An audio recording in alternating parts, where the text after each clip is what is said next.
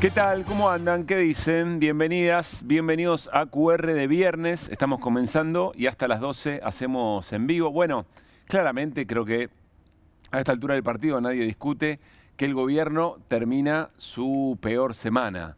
Lo que no quiere decir que sea la peor semana del gobierno. Es la peor semana o su peor semana hasta acá. Sobre todo pensando en que termina esta semana, su peor semana, en el momento o en el mismo día en que comienza la campaña formalmente hacia las elecciones de octubre. Vamos a repasar en un ratito los distintos actos que se dieron, qué se dijo, pensando en cuáles van a ser las claves de interpelación de los distintos espacios políticos a la ciudadanía en este contexto, que no es cualquier contexto, digamos. ¿Por qué?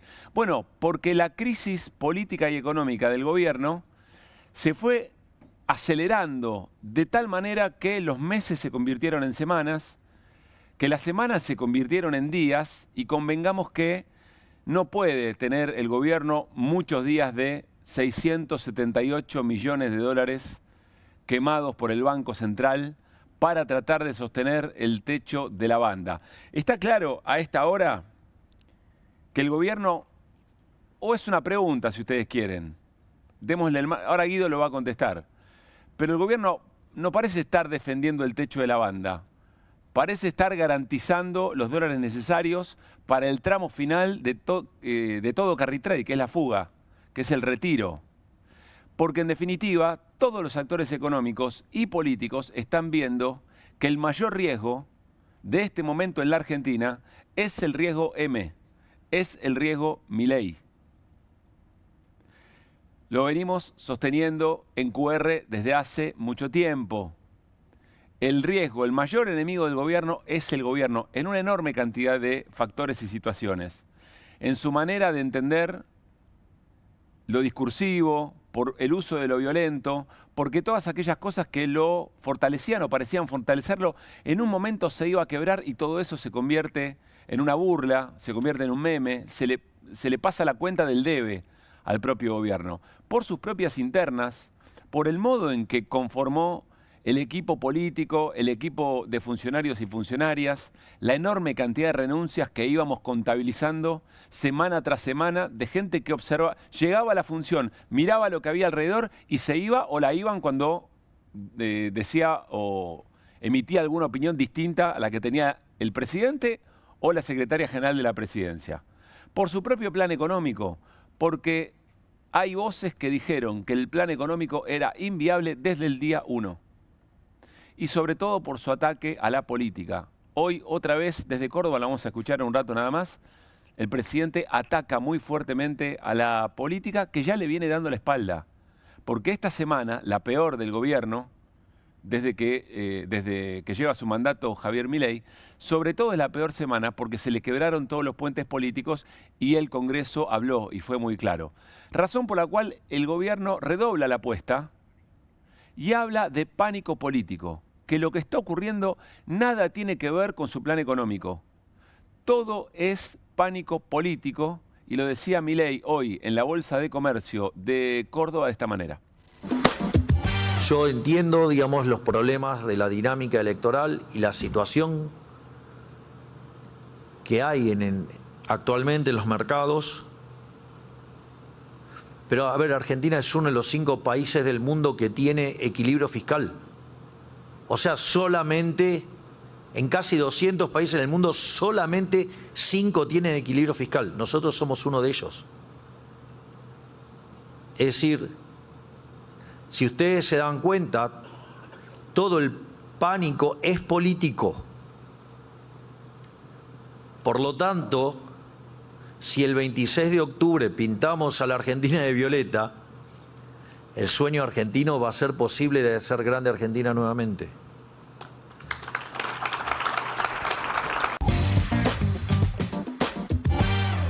Muchas cosas que las vamos a charlar ahora en la mesa de los viernes de QR, pero pintar la Argentina de violeta, si uno se deja llevar por lo que pasó en la provincia de Buenos Aires, si la promesa era la misma, no salió muy bien. Pero bueno, el gobierno, el punto era que insiste con su consigna, que insiste con echarle la culpa a la política. Previamente hace una separación imposible, que es la política de la economía. La economía no es una ciencia exacta. La economía es una ciencia social. Está determinada por las coyunturas, por los factores sociales, está determinada por la calle, por lo que piensa la gente de ese programa económico y sobre todo por la política, por la dinámica de la política. Ahora, Milei fue nuestra idea de ayer de apertura. Milei parece una persona obstinada en comprobar en lo real una teoría muy marginal de la economía. Y parece estar dispuesto a todo con tal de hacerlo y haber convencido o haberse quedado con su gente alrededor que lo sigue en esa travesía. Pero tiene un gran problema el gobierno, que no solamente se pelea con la política en términos de adversarios. Este es un gobierno que se pelea consigo mismo. Este es un presidente que se pelea consigo mismo. ¿Por qué? Bueno, miren lo que decía el propio Milei, de usar los dólares del Fondo Monetario para tratar de mantener estable el precio del dólar. No te voy a poner guita adentro del Banco Central para patinarte una aventura electoral. Ya me enganchaste, ya me anotaste, ahora, digamos, te voy a limitar. Fíjate que estaban hablando de 20.000 millones de dólares y le dieron nada más que 5.000. Sí, señor. ¿Por qué? Porque le dijeron, basta, no podés, claro, no podés patinarte la guita en una aventura electoral. Lo vieron como un pibe que se gastó mucha más plata y lo corrieron. Recordemos que el Banco Central intervino con 19.950 millones de dólares. Lo que lleva el año, el Banco Central perdió casi 21.000 millones de dólares en lo que va del año. Me hago... No podés patinarte la guita del Fondo Monetario en una aventura electoral. Le decía Milei, ¿a quién? A Milei, eventualmente, en el transcurso del tiempo. Pero no es solo Milei. También el principal candidato en la provincia de Buenos Aires a diputado nacional, José Luis Espert, que se lo decía al gobierno o al ministro de Economía que hoy lo representa, mirá. Porque a vos el fondo no te da la plata que te da para que Caputo le ponga precio fijo al dólar, le ponga techo para que sus amiguitos lo compren barato. La plata que te da el fondo es deuda pública, es deuda externa. Después no nos quejemos contra la deuda externa. Usar los dólares del fondo para poner el techo al dólar es asegurarle la ganancia a los especuladores. Usar los dólares del Fondo Monetario para ponerle el techo al dólar es garantizarle los fondos a los especuladores. José Luis Espert, sobre la gestión Caputo. Eventualmente. Bueno, honestidad intelectual mediante, ¿qué dice el gobierno? Esta vez es distinto. ¿Por qué? Porque los fundamentos de la economía son distintos, son muy sólidos, son muy robustos. No hay emisión monetaria, hay equilibrio fiscal, entonces las cosas esta vez van a ser distintas. Es decir, el mismo método, la misma fórmula esta vez va a funcionar de otra manera. Ahora vamos a hablar con Guido Bambini y con Horacio Robelli, economista, a quien vamos también a consultar sobre este tema. Pero el gobierno, insisto, se está metiendo en un problema consigo mismo. Si uno repasa esto que no fue hace mucho tiempo. O la venta de dólares de hoy, justo además le tocó 678. 678 millones de dólares está en el top 10. En el top 10 de días de mayor venta de dólares para contener precio del dólar, para evitar una corrida contra el dólar, de funcionarios que son funcionarios de este gobierno, de Caputo y de Sturzenegger sobre todo. Estaba Sandleris por ahí también, pero mayormente de Caputo y de Sturzenegger. Bueno, el gobierno, insistimos, termina su peor semana en el momento en que comienza formalmente la campaña electoral para octubre. Y tanto la oposición como el oficialismo coinciden en algo, que octubre es decisivo. El gobierno parece jugársela todo por todo a un préstamo directo con el gobierno de Donald Trump. Ayer, teoría Heller, pasaron menos de 24 horas de que Carlos Heller ayer nos decía, me parece que el gobierno está pensando que tiene ese préstamo, razón por la cual Caputo sale y dice, voy a quemar todos los dólares para aguantar este tipo de cambio. Todo lo que pasó desde ayer hasta ahora le dio la razón a Carlos. Vamos a ver cómo termina, porque no se sabe si termina bien, si eventualmente ese es el plan. Y aunque saliera bien ese plan, hay que ver cuánto aire le da y qué cosas pueden ocurrir en la vida política, social y económica de un país. Arrancamos QR y lo hacemos como siempre con las voces del día. President Trump, Macron, Netanyahu, Milei in Argentina. We are many, you are few. No tengo registro de la voz de mi vieja, porque no hablamos por teléfono. con esto que te espían, justo me quiebro ahora, pues hace un rato me mandó un mensaje. Nosotros no vamos a abandonar el cambio. Esa es la gran diferencia, que la gente sabe, ahora ese sufrimiento va a valer la pena. Pasó con De la Rúa, pasó con Macri, que pasa ahora, casi con los mismos actores, Sturzenegger, Caputo, Bullrich. Y lo que estamos acá es en el final de la película. Los presidentes siempre dicen que lo que pasó, los ministros de Economía siempre dicen que no van a devaluar, no tiene ningún valor eso. Él sigue insistiendo en atacar todos los conceptos fundamentales de la justicia social. Ningún loquito. Es una falta de respeto a los locos decirle a Milei loco. Que no aflojen, que sabemos que es duro, porque del otro lado está el camino de la prosperidad. Que la gente tome conciencia de que los dólares que vende Caputo son tomados al FMI, ¿no? Y son deuda. Para cubrirle la retirada a los que se quieren ir. Salen a hablar pavadas. Ellos tienen un problema. Tienen un ministro de Economía que es un coimero, un timbero. ¿Vos fabricás? A más compres afuera, más gente se queda sin trabajo acá. La cadena es así. Le pide al gobierno que le pase el plan de privatización de las empresas públicas enunciadas en la ley de base, la injerencia por parte del Fondo Monetario Internacional, que se mete en un sector que es un orgullo de la Argentina. No lo veo bien. Ponerse a decir, no trabajen con la China, el segundo mercado de la Argentina después de Brasil. La batalla cultural es la batalla por las narrativas imperantes en una sociedad. Tuvimos una cultura del facilismo, del estatismo, de la dádiva que generó, en términos económicos, miseria. Y acá vinimos a hacer la pensión otra vez porque me dieron de baja, 90% de discapacidad. Ahí se ve el fémur.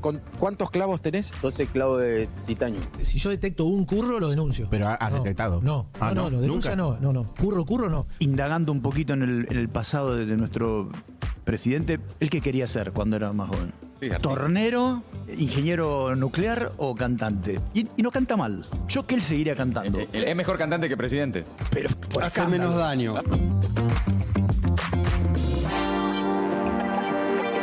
Bueno, bienvenido todo el equipo al QR de viernes. ¿Qué dice Granoski? ¿Cómo estamos? Hola, ¿usted bien? Hola, Hamilton. ¿Cómo va? ¿Bien? Buenas noches. ¿Qué haces, Guido? Buenas noches. ¿Todo tranquilo? ¿Te sentás los viernes? Tranquilo no Sí, tanto. Estamos probando a ver si armamos el QR de viernes. ¿Cómo? ¿Querés un whisky también? No. No, bueno. No. Tranquilo. Por Dale ahora, para adelante. Por ahora. Mirá si te yo hacemos... sí tenés, yo sí. Yo también querría.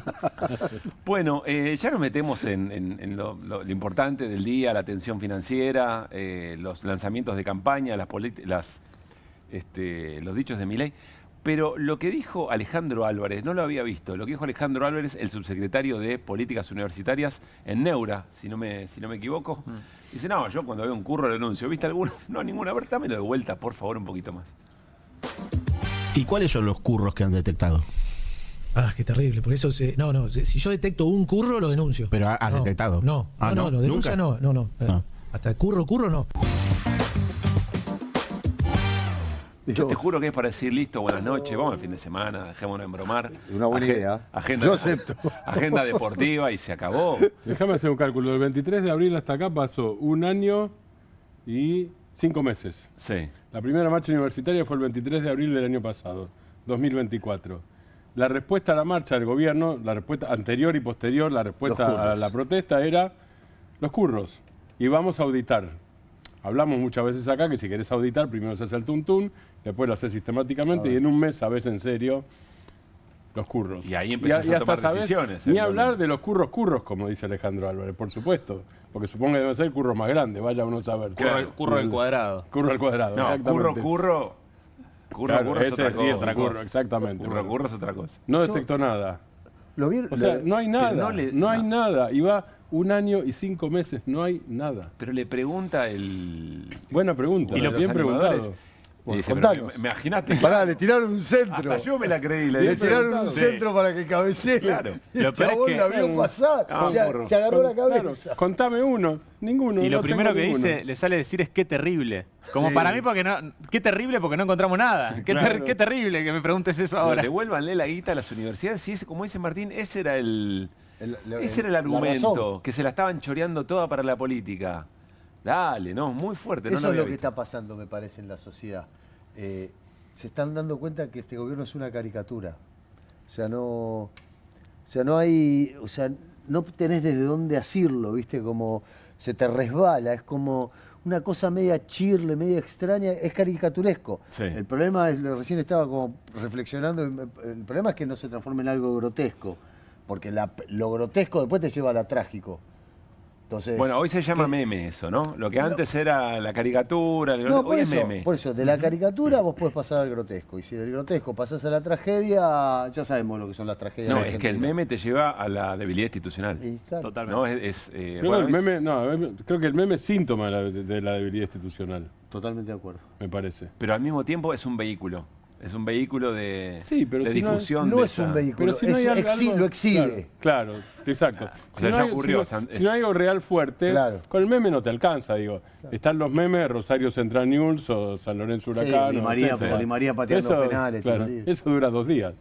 Los memes de clásicos duran 2 días, ¿no? Más o menos. ¿Los memes de clásico? Duran 2 días. Sí. Sí, algunos duran toda la vida. Claro, gratis, también gratis. Gratis, bueno, pero ustedes juegan.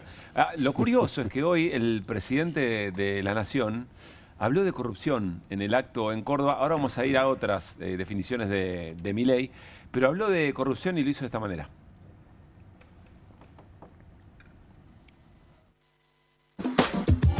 A partir de febrero y marzo, el Partido del Estado se asustó, vio cómo progresaban los argentinos y se dieron cuenta que no había lugar para los parásitos, no había lugar para los vagos, no había lugar para los corruptos y ladrones liderados por la chorra de la tobillera.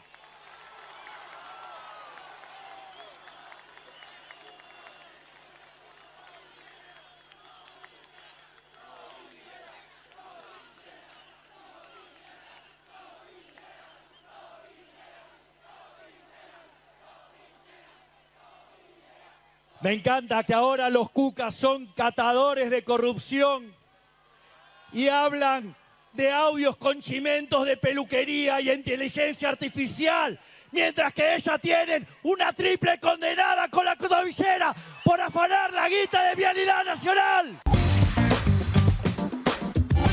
Bueno, muy curioso porque al lado estaba Karina Milei. Es decir, evidentemente, o el presidente sin libreto se manda algo que se le ocurre, o alguien dijo, che, empecemos a hablar de corrupción, pero tratemos de devolvérsela. De hecho, unos segundos después, dice, hablan mucho del 3, deben ser las causas en las que Cristina todavía las tres tiene... Causas las 3 causas que todavía tiene Cristina pendiente. Bueno, no precisamente, ¿no? Se habla de otro 3, pero bueno. No, el 3 es otro, pero él puede argumentar. Intenta quiere romper el... Me impresiona mucho el chaleco antibalas. No me había dado cuenta. Comentábamos. Es impresionante. No me había dado cuenta que lo tenía puesto. Está bien. Un león que tiene algún tipo de cagazo. No, pero está bien. En un país que intentaron matar a una vicepresidenta. Yo tan guapo, le pongo el pecho a la bala, como todo el tiempo. Pero Mariano, entiendo la provocación, pero tiene razón Guido. Yo lo provoco. No, digo, en un país que intentaron matar a una vicepresidenta, qué sé yo. Está bien. Para ellos no, para la bueno, justicia, para ellos no, es verdad. Para ellos no, es probable. Pero está bien que un presidente en un acto así, en un momento, y alguien que provoca tanto... No estoy de acuerdo, porque un presidente, por supuesto, tiene que tener garantizada la seguridad, pero ¿cuántos presidentes hemos pasado nosotros desde la democracia para acá que no iban enfundado en una campana de cristal o en una campana blindada y con chaleco antibalas? Ninguno. No, por eso, ninguno. No, ninguno. Perdón, ni Alfonsín, ni Menem, ni Dualde, ni Kirchner. ¿Quién no se tiraba de cabeza en la multitud? Bueno. Lo que digo es, Cristina no estaba con chaleco antibalas, Macri no estaba con chaleco antibalas. Ninguno. Bien. O sea, no sé, me parece... Vos tenés temor de cosechar lo que sembrás. Ahí estoy más de acuerdo. Ahí te sigo. Claro. Ahí te sigo. Bueno, ¿cómo lo vieron a Milei? Insistió con el pánico político, que esa es la responsabilidad de... Del fragmento que vimos nosotros, perdón, ya te digo, Martín, del fragmento que vimos nosotros, lo curioso es que de ser un audio que había que ver en qué contexto estaba dado, ahora es inteligencia artificial. De golpe y porrazo pasó a ser inteligencia artificial lo de Españolo. Sí. Eso es curioso, es curiosísimo. Perdón. Como yo no soy asesor de Milei ni lo seré, puedo decir abiertamente lo que digo. Total, bueno, si lo toma, pero... hay 2 problemas para sí mismo en esto que vimos recién. El primero es hablar de corrupción y empezar a comparar corrupciones. Entonces, si vos, porque dice, no son catadores de corrupción. Digo, los cucas no pueden ser catadores de corrupción. Ok, si empezás a hablar de corruptómetro, quiere decir que vos mismo te incluís. Si no, no hables. Primer problemita para Milei. Bueno, decir, para vos alguien lo asesoró mal, si es que... No sé si alguien lo asesoró, eso no tengo idea, o si se hace él. Pero para vos es un error. ¿Eh? Para vos es un error. Para mí, o sea, hay una parte que es real. Hace mucho tiempo que Milei dejó de ser. Hace mucho tiempo que Milei dejó de causar fascinación. No hablo ni siquiera de adhesión y rechazo, hablo de fascinación. Y hace mucho tiempo que es un ser normal y mortal como cualquiera de nosotros. No es un semidios, si para alguien era semidios, dejó de serlo. Puede ser un ídolo, un líder, lo que fuere. Pero es una persona, es un político común y corriente, eso quiere decir. Es un político. Bien, listo. Si como político, hablas como político, te va a pasar lo que le pasó a Juan Carlos Bloomberg. No sé si se acuerdan de lo que pasó con Bloomberg. Bloomberg era, en el 2004, el pobre padre, que además era realmente, digo, no era un invento, de un chico asesinado, secuestrado y asesinado, un drama tremendo, digo, o sea que, digo, esa era una parte. Y produjo hasta cambios ridículos en el Código Penal con eso. Absolutamente. Que el kirchnerismo avaló. Que el kirchnerismo avaló. No, el kirchnerismo impulsó. Impulsó porque se le venía la maroma, eso era el cálculo de Néstor Kirchner, entonces antes de venir la maroma, fueron los cambios ridículos de proporcionados, y esto lo dicen abogados. Para con Bloomberg subiendo, bajando y desfilando por el hemiciclo, ¿no? Del Congreso. Llegando a manifestaciones de 100, 150 mil personas. ¿Qué pasó con Bloomberg? Bloomberg en un momento se mete en la política. Y cuando se metió en la política dejó de ser el pobre padre de un muchacho asesinado y pasó a ser primero el ingeniero que hacía política y después el ingeniero trucho. Claro. Y se terminó. Bueno, me parece que este es el punto Bloomberg. Segundo punto. La palabra pánico en boca de un economista es una locura, o en boca de un presidente. Hay un libro que uno estudia, yo estudio historia, en la facultad hay un libro que leímos, supongo que en economía se usa también, que se llama Manías, Pánicos y Cracks. Charles Kindleberger o algo por el estilo. Ahí está, mirá. Ahí está. Charles Kindleberger, Manías, Pánicos y Cracks. ¿Esto estaba armado? ¿Vos lo pediste? Es un secreto. Es un secreto. Gran respuesta. Es la magia de la televisión.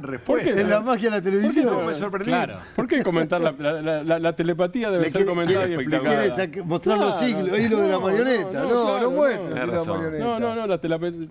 Manías, Pánicos y Cracks. ¿Qué es manías para ese señor? Manías es la manía especulativa. Es la especulación. Él dice que la especulación siempre tiene un costado irracional, siempre. Y cuando está llevado a un punto excesivo, como está pasando en la Argentina, digo, porque timba, carry trade, etcétera, que lo explique mejor Guido que yo, digo, pasa a ser manía.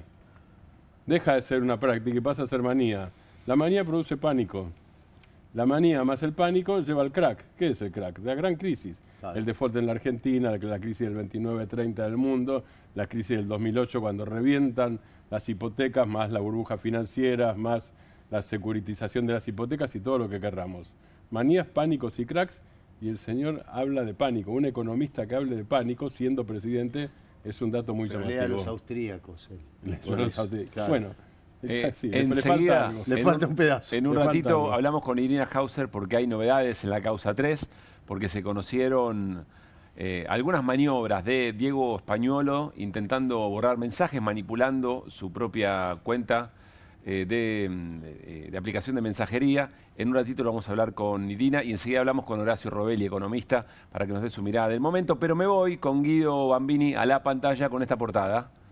Riesgo Milei, y vamos a hablar de la jornada de hoy porque es una jornada récord. Tiene que ver con la cantidad de dólares que, como había anticipado, ¿no? El ministro de Economía, Nicolás Caputo, estaba dispuesto el gobierno para sostener el techo de la banda, Guido.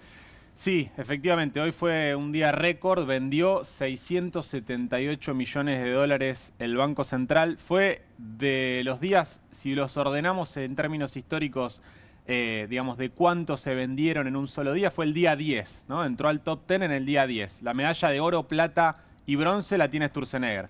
Las primeras tres posiciones de ventas en un solo día, por encima de los 1.000 millones de dólares, las tiene Federico Sturzenegger cuando estaba al frente del Banco Central con Macri, con Mauricio Macri, allá por el 2018. Bueno, veamos qué pasó no solamente en el día de hoy, sino cuáles fueron las ventas en estos primeros 3 días desde que tocó el dólar el techo de la banda, los 1.474,50 2,5 pesos, Sí. fueron acumulados en miércoles, jueves y viernes 1.100 millones de dólares las ventas. Es decir, ya se vendieron, el Banco Central vendió más de lo que había vendido el Tesoro en la previa de las elecciones de la provincia de Buenos Aires, que era un monto menor a los 1.000 millones de dólares.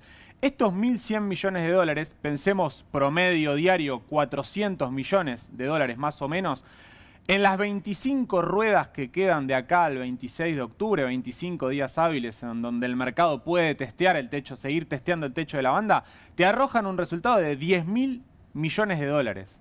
Es una cifra brutal, digamos, si linealizamos y pensamos que esta dinámica va a continuar así. Claro. Pasemos a las siguientes para pensar también un poco más en términos generales la dinámica más allá de la cifra de hoy de 678 millones de dólares. ¿Qué está pasando con el modelo en general? Bueno, yo pensaba, el miedo le gana a la avaricia, ¿no? El miedo le gana a hacer carry trade, en definitiva. Hoy ya no hay tasa de interés que alcance, evidentemente, para que en alguna medida se tienten a los inversores. Claro. Para quedarse en un instrumento en pesos y que no vayan o sea, al tipo de nadie apuesta cambio. cuándo puede terminar. Todos Claro. empiezan a irse ahora. Claro, ni siquiera, digo, en la estrategia del gobierno era, bueno, defendemos el techo de la banda y se van a volver a rearmar posiciones en pesos y el incentivo, como tengo el Banco Central con 18.000 millones de dólares de reservas líquidas para poder intervenir y frenar el techo de la banda, la tendencia, según el equipo económico, iba a ser de que iba a ir para abajo el dólar. Eso me interesa. O sea, cuando Caputo dice, estamos dispuestos a usar todos los dólares que tenemos para sostener el tipo de cambio, el mensaje, por lo que vos decís, es, quédense tranquilos, los dólares los vamos a usar, los que tenemos los vamos a usar, no se vayan. Exactamente. Y lo que leyeron fue a los botes. Es que es una medida de debilidad. Hoy pensaba, se me venía a la cabeza una frase de un ex presidente de la Reserva Federal de Estados Unidos, Alan Greenspan, que él nos invitan, no vamos. Si vamos, no decimos nada. Y si, no decimos nada. Y si, no hablamos, no hablamos. Y si hablamos, no decimos nada. Bueno, está haciendo todo lo contrario el equipo económico. Bausili, el presidente del Banco Central, que es el homólogo de la Reserva Federal de Estados Unidos en Argentina, y Caputo están yendo todos los jueves al programa de las 3 anclas. Eso es una pérdida de credibilidad. La palabra del equipo económico semana a semana va perdiendo credibilidad. Y eso se ve reflejado en lo que planteabas vos recién, en el hecho de que no le creen de que va a sostener el techo de la banda. O en realidad no es que no le creen, no le importa al mercado. No se van a volver a rearmar. Quiere poder agarrar todos esos dólares que tienen y que no se queden al momento de irse. Bueno, ¿qué sucede con esta dinámica tan complicada en el techo de la banda? Bueno, que todos los actores del mercado empiezan a pensar de que en algún momento se va a venir una devaluación, un salto discreto del tipo de cambio. Porque el Tesoro argentino no está comprando dólares para poder hacer frente a los pagos de deuda. Sí, discreto se dice un salto importante del tipo de cambio. Okay. Eso es un salto discreto del tipo de cambio. Y se empieza a dar esta dinámica en donde los importadores adelantan todas las importaciones que pueden.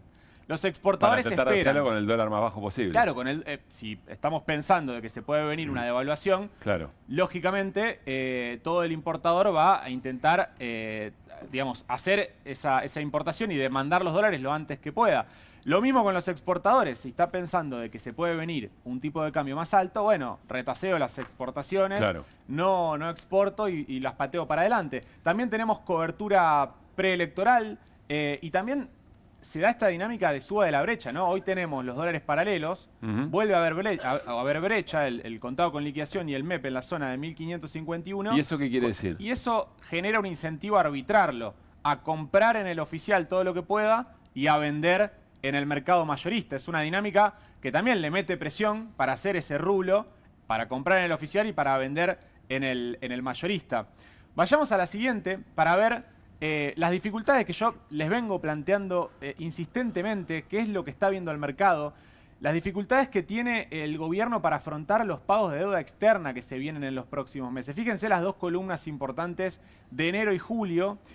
Por 4.800 y 4.700 millones de dólares tiene que hacer frente el Tesoro argentino, pagos de deuda externa, y de esto es lo que se está hablando, ¿no? en el mercado en general, y de lo que hablaba hoy en Córdoba el presidente, de que está pensando, y que decía Carlos ayer, de que se está pensando, o que el gobierno está pensando en definitiva en un nuevo préstamo, en esta martingala de Caputo que les traía hace unos días, con un nuevo préstamo con el Tesoro de Estados Unidos. Tenemos lo que dijo, lo que decía hoy en Córdoba el presidente acerca de este nuevo préstamo. Dale.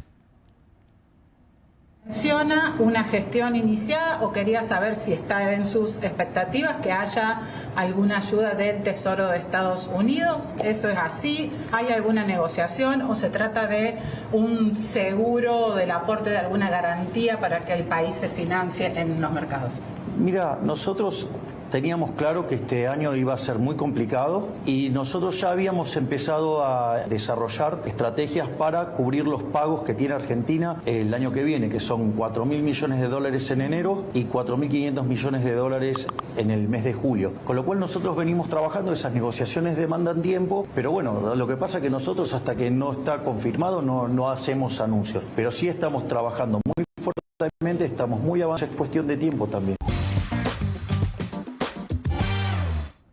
Sí, está muy bien lo que marcaba Mariano, de que dicen y vienen diciendo de que si no está, hasta no tener nada concretado, no lo vamos a anunciar, y están filtrando. Hoy, digo, hay una nota muy reciente en ámbito de Liliana Franco, que es alguien muy cercana a Caputo, del equipo económico, que plantea que sería un swap de monedas con el Tesoro de Estados Unidos por 10.000 millones de dólares, algo parecido a lo que tenemos con China. Es el número que nos acaba de mostrar. Es el número para blindar estos pagos de enero y de julio del 2026. Pero la reflexión final es que si no alineás y mejorás los flujos entre importaciones y exportaciones, no hay stock que alcance. O sea, te pueden prestar, pero eventualmente vas a llegar al mismo lugar más adelante en el tiempo. Lo que pasa es que ganar tiempo en política es un montón también.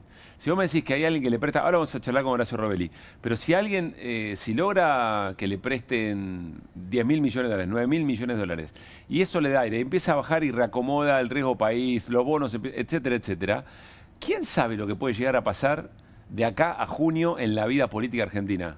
Cualquier cosa puede pasar. En el mundo, te diría. Claro, es que el punto es octubre y no junio. Claro. ¿No? Tal vez. Claro, o sea, Milei habla de junio, pero en realidad su miedo es el 26 de octubre. Claro. O sea, si le dan algo para cubrir enero, te mejora la expectativa de octubre. Debe pensar el gobierno. Con toda la furia está hablando de enero. Sí, sí. Con toda la furia, ni siquiera julio. Pero la obsesión es octubre, claramente. Sí, porque fue hace pensando en la experiencia histórica, la verdad que lo que sucedió con Mauricio Macri en este sentido, de un préstamo tan importante con el Fondo Monetario Internacional, que parecía venir a calmar las aguas en términos cambiarios y no lo hizo, a mí me hace pensar que es difícil que estos 10.000 millones de dólares cambien la dinámica. Si no tenés un tipo de cambio un poco más alto que te permita acumular dólares genuinamente. Cuando vos ves para atrás los momentos de crisis, hace 6 meses estuvimos en una crisis cambiaria parecida y tuvo que ir al Fondo Monetario Internacional el gobierno. Y fue producto de que no acumulaba dólares. En los momentos en los que deja de poder comprar dólares el Banco Central, se comienza a desatar estas tensiones. Y ahí no tenías Españolo, y ahí no tenías derrota electoral en la provincia de Buenos Aires. No había riesgo cuca. Más bien la expectativa era el famoso los últimos cajones, los últimos clavos del cajón. Y vamos a pintar todo violeta. Ahora, Guido, ¿es compatible algún tipo? Primero, el préstamo no es un préstamo nato, ¿no? Es otro tipo de cosa. Sería un swap de moneda, lo que están diciendo. Te sirve como una...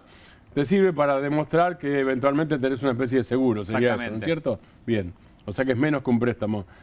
No sería en términos de Álvarez, que dijo curro, este no es un préstamo, es un préstamo, un prestamito. Bien. ¿Es compatible eso con seguir teniendo el cepo abierto? Porque el cepo está abierto. Eso para personas físicas, para las personas físicas es un muy buen punto. Y de hecho, con algunas regulaciones recientes de la CNB, el gobierno ha mostrado ciertas nuevas imposiciones o medidas que van en el sentido de robustecer el cepo o de volver a imponer regulaciones cambiarias. Desde mi perspectiva es contradictorio. Es contradictorio por lo que planteo, de que creo que no hay stock que aguante a estos flujos. Si vos tenés los flujos invertidos, los importadores aguantando todo el tiempo una devaluación futura y los exportadores no generándote flujo, es muy difícil. Cuando habla de stock y flujo, habla de stock y flujo de dólares. De dólares, sí, claro. Siempre de dólares. Sí. Okay. Hoy el 80% de la oferta en el mercado de cambios la puso el Banco Central. hoy no tenés, el primer semestre fue en donde la cosecha gruesa te da la oferta de dólares, no tenés las exportaciones de energía que en otro momento te ayudaron, no hay oferta. No hay ¿Qué pasó oferta, con los esos son 4.000 flujos. millones de dólares que iba a dar al gas y con toda esa cuestión que estábamos todo el tiempo hablando? Sí, eso te ayuda a la balanza gracias al gasoducto Néstor Kirchner y a la recuperación de YPF, el descubrimiento de Vaca Muerta. Tenés un superávit energético que si no tuviera eso, sí me animo a decir game over, porque teníamos un déficit los años anteriores al gasoducto de 5.000 millones de dólares y hoy anualmente Argentina tiene un superávit energético de 5.000 millones de dólares, o sea, una distancia de 10.000 millones de dólares, que si no tendrías eso hoy, sí sería un panorama mucho más complicado. Vamos a sumar a la charla, siempre es muy interesante leerlo, Horacio, y escucharlo. Horacio Robelli, economista. Horacio, ¿cómo estás? Pablo Caruso y todo el equipo de QR, saludamos. Buenas noches. Muteado. Ay, lo tenemos medio muteado. A Horacio, no sé si somos nosotros o sos vos, Yo te Horacio. escucho bien a vos. Ahora te sí. escuchamos perfecto. Muy bien, muy bien. Ah. Bueno, buenas noches y gracias por este rato. Horacio, seguramente escuchaste parte de lo que estábamos conversando. Antes de meternos en algún detalle que quieras apuntar, mirada general de la escena. Mira, la mirada general de la escena es la tantas veces vivida. Cada 7 años en Argentina, 1975, 1982 otra Malvinas, 1975 el regazo, 82 otra Malvinas, 89 con el fin del gobierno de Alfonsín, 95 la peleó Cavallo porque Menem había ganado la selección, pero si no también se lo llevaba puesto. 2001 con el fin de la convertibilidad y el fin del gobierno de la Rúa. ¿Cuándo no existieron el gobierno de los Kirchner? Porque los Kirchner no dejaron hacer carry trade, esta bicicleta financiera, esto atrasar el tipo de cambio y permitir que ganen la renta financiera que ganaron. Recordemos que el año pasado los grandes capitales, estamos hablando de BlackRock, de Vanguard, de Fidelity, de Pinco, de Gran Mercy, grandes capitales de Manhattan, ganaron más del 80% en dólares el 2024, porque la devaluación la hicieron el 23, devaluaron solamente un 30%, colocaron, por ejemplo, títulos ajustables por el índice de precio al consumidor, 117,8%, ganaron 80% en dólares. Ahora se están yendo. Hoy demuestra claramente lo que están haciendo. Fíjate que dijo bien Guido de que se fueron 1.110 millones de dólares en 3 días. ¿Quién es el principal comprador? BlackRock. Las oficinas de BlackRock, el primer comprador. BlackRock es el principal comprador de dólares. Y segundo, el Banco Galicia, donde BlackRock tiene participación. BlackRock tiene en ese banco de la oligarquía nativa nuestra, donde están los Brown, los Estrebamú, los Ayerza, tiene 2 directores puestos, Larry Fink, BlackRock, 2 directores puestos en el Banco Galicia. Entonces, son los principales compradores. Lo que dice también es cierto, a los brokers, a los pequeños acá les ponen restricciones para comprar dólares, pero no a los grandes.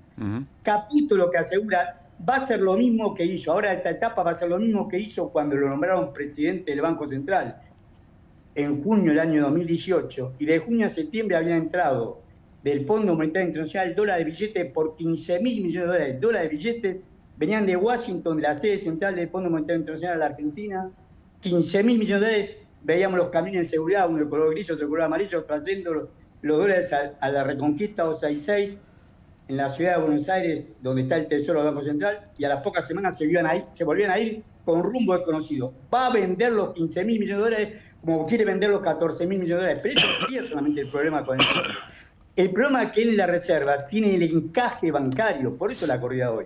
Porque cuando vos tenés una crisis cambiaria grave, pero cuando la crisis cambiaria pasa a ser bancaria, cuando entran a retirar los depósitos en dólares, nosotros tuvimos un blanqueo exitoso, tuvo este gobierno, gran parte quedó depositado en los bancos. El encaje de los bancos, yo tengo el balance del Banco Central al día de ayer, al día 18, son 13.026 millones de dólares. 13.026 millones de dólares es el encaje de los depósitos captados por los 61 bancos autorizados a operar en cambio, de depósitos en dólares que hicieron los ahorristas, es ahorro público, ahorro nacional.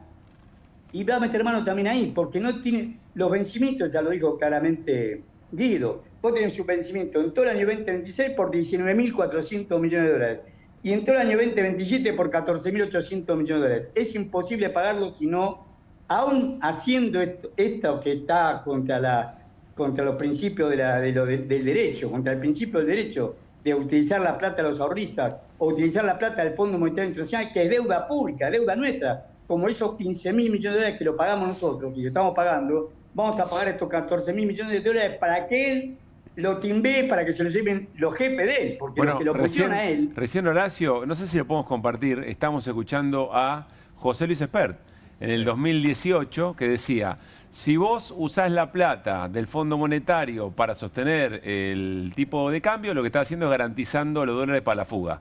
Espert 2018 se lo decía, supongo, a Caputo, ¿no? Como el ministro de Economía, Caputo y... Al frente del Banco Central. Y Sturzenegger. Duhovne, no era el... ¿Cómo? ¿No era Duhovne todavía en el 2018? Ya era Me Duhovne. parece... Bueno, puede ser. 2015-18, sí, Duhovne. Puede ser, pero eventualmente... No importa, eran parte del asunto, mismo digamos. esquema. ¿Lo tenés lo de Espert, Juli? Bueno, no importa, no importa. Horacio, quiero hacerte... Hoy lo escuché a Federico Furiase, uno de los directores del Banco Central. Quiero tratar de replicar el argumento y escucharte qué es lo que decís sobre eso. Dice Furiase, esta vez es distinto a todas las otras veces. A todas las otras veces se usaron, por ejemplo, o dólares del Fondo Monetario para sostener un tipo de cambio. ¿Por qué? Porque los fundamentos ahora son distintos. Porque no hay emisión monetaria, porque hay equilibrio fiscal y porque la plaza está seca, porque ya no hay más pesos que corran contra el dólar. ¿Sobre eso qué decís? Que es una mentira como todo. Esta gente hace una mentira para que se la crean los demás y se la terminan creyendo ellos. Ellos multiplicaron por 5 la base monetaria de que está en el gobierno, desde diciembre del 23, desde el 7 de diciembre del 23 hasta ayer, multiplicaron por 5 la base monetaria, que la cantidad de billetes y monedas emitidos y puestos en circulación por el Banco Central. Hay excedente de pesos, lo que le faltan son dólares. Y después, con respecto al superávit fiscal, es mentiroso. Es cierto, tuvieron superávit fiscal, ayer presentaron las cuentas, tuvieron superávit fiscal en agosto. En el mes de agosto tiene un acumulado le da 1,5 billones de pesos. Acumulado los 8 meses de agosto a 1,1 billones en superávit primario. Y superávit financiero 0,4 billones de pesos. Pero ¿qué pasa? No están capitalizando intereses. Recordad que ellos, una gran parte de los títulos, no pagan los intereses. O sea, en realidad pueden tener superávit primario, pero cuando pagan los intereses quedan con déficit financiero. El Tesoro tiene déficit financiero, no se demuestra porque aumentan en las LECAP y las NOCAP, no pagan los intereses, pagan al final. Ahora patearon la pelota para después de las elecciones. Del 31 de octubre, 30 de noviembre, 30 de diciembre. Eso es los vencimientos de la LECAP y NOCAP. Pero ahí vos tenés total de deuda en pesos, el stock de deuda en pesos, reconocido por la Secretaría de Finanzas de la Nación, es de 77,2 billones de pesos, millones de millones. O sea que esos son pesos que eventualmente, esos son pesos que en algún momento pueden presionar contra el dólar, eso es lo que querés decir. Pero no solamente eso, sino que además el gobierno fiscalmente está quebrado. Es tanta la deuda que esta gente nos hizo endeudar por 85.000 millones de dólares más. Nosotros, cuando se fue el inútil Alberto Fernández, la deuda era de 370.000 millones de dólares.